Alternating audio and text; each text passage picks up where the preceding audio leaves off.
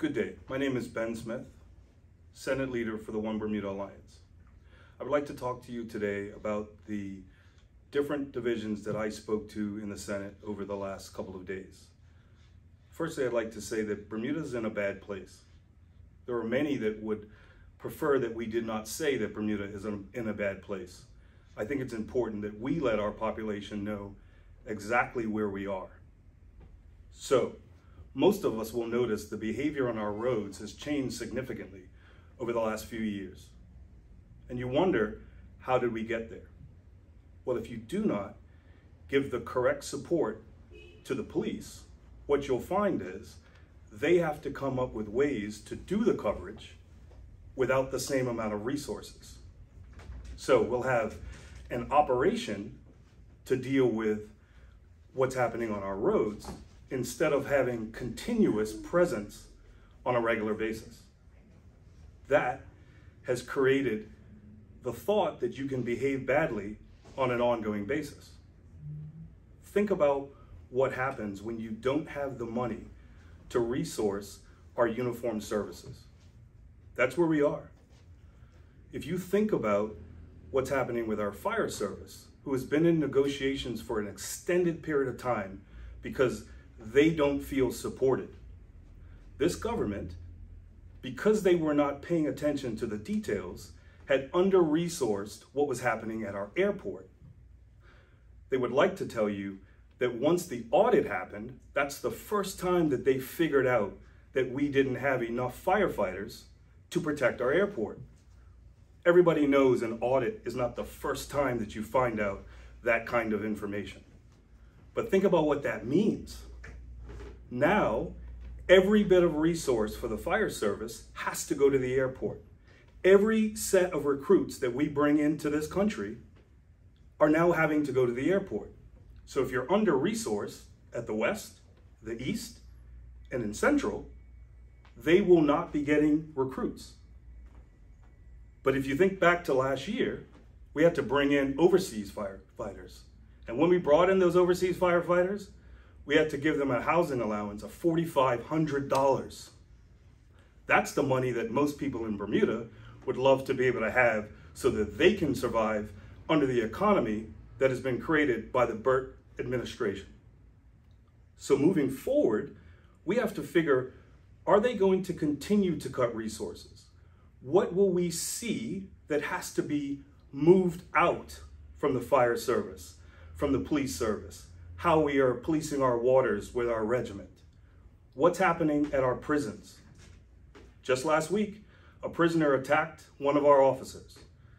Just think of the things that you have seen in our headlines that tell you we have to make sure that our uniformed services are not only resourced, but respected.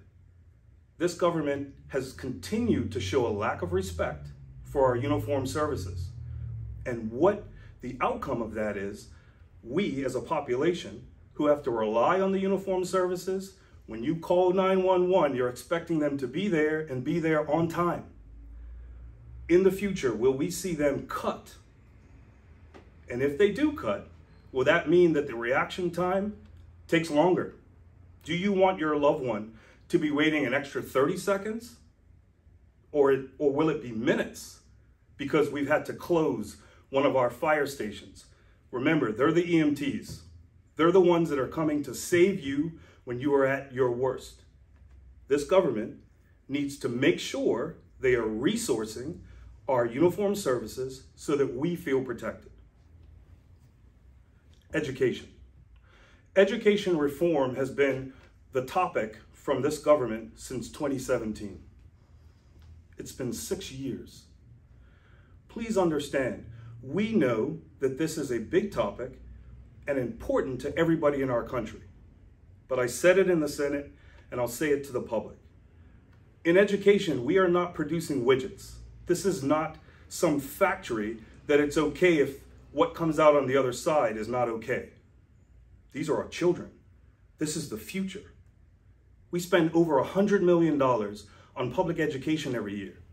Are we getting value for money? Right now, the government has started a reform process, and we will support everything they can do to make education better.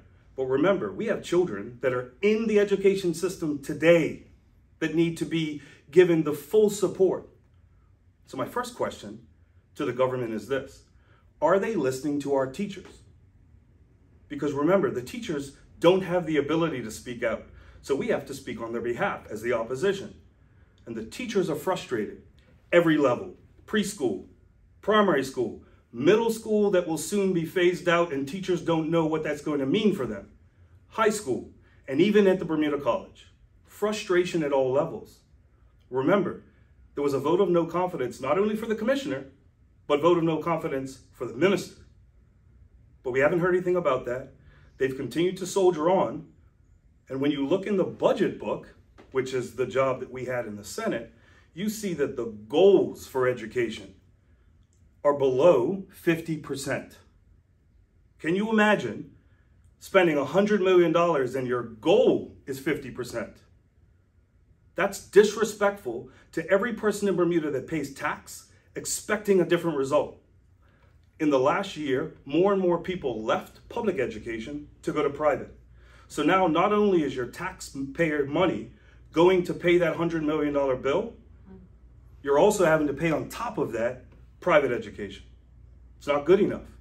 We need to know that not only our money is helping us to educate our children, but more importantly, we need to know that our children are safe when they go to school. First was national security. Now I'm speaking education. I'm going to put the two together. We have gangs going into our schools with 9-year-olds, attracting them into the gang lifestyle. What is the education policy to prevent that from happening? How are we going to protect our children?